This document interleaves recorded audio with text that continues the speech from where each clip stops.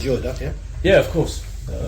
Nice to get a few minutes under my belt. It's pre-season, isn't it? So it's about getting your fitness up. So obviously nice to get the win.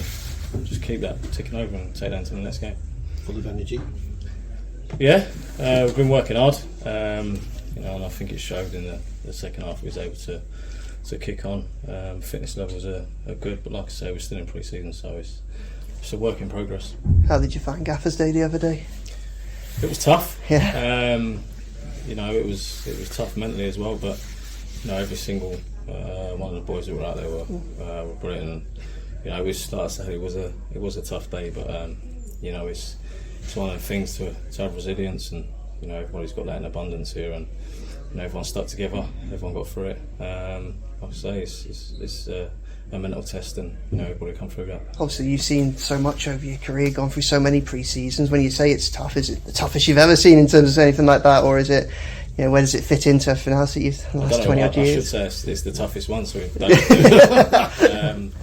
but I've had some tough ones, especially over in Italy with Antonio Conte. Really? So no, it was tough, but it's pre-season, isn't it? So you know what's coming. Like I say, you need to get your fitness levels as high as possible, ready for the season to start. Yeah. Have you found moving over to Everton?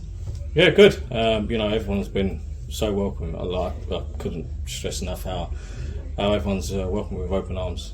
Players, staff. I fitted in straight away.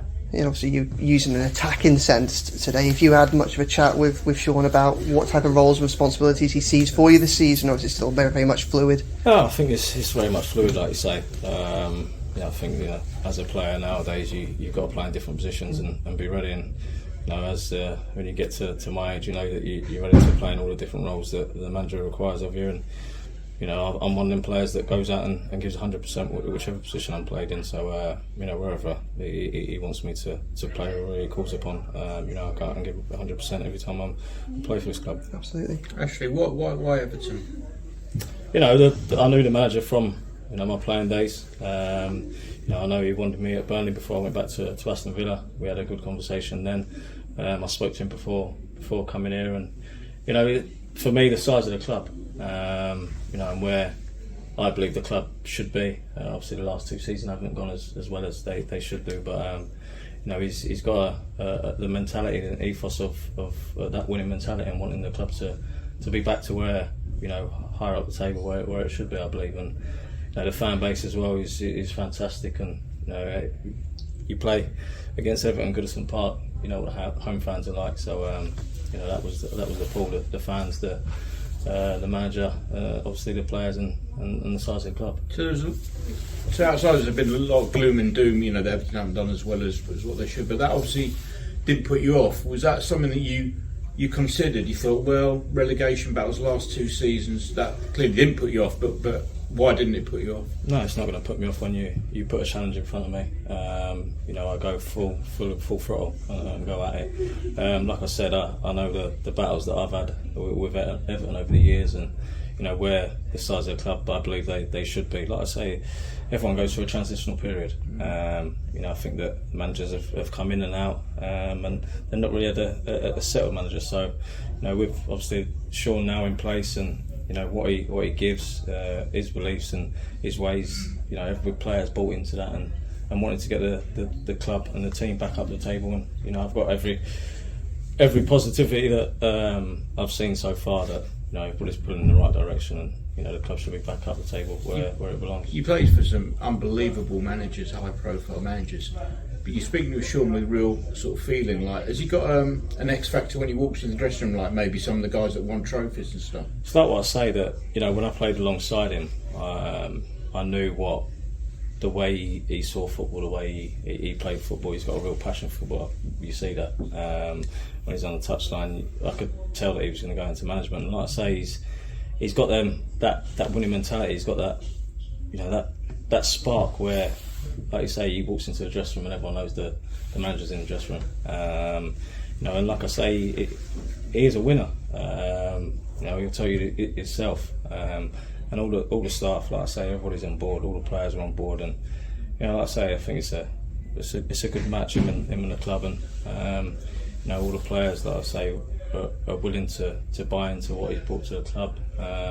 It's testing. Like I say, Gaffer's Day was testing, but every player got through it, and there was no moaning, no whinging. Everyone did the job that everyone had to do, and everyone's done it. Just one more from me. Going back in my memory bank, you know, there was a Friday night game or a night game where Martin O'Neill said, "You're a genius." Do you remember that? Was that a Goodison? Was it a? Yeah. Do you remember the game? I do, yeah. You remember the score? I do. You won 3-2. Mm-hmm.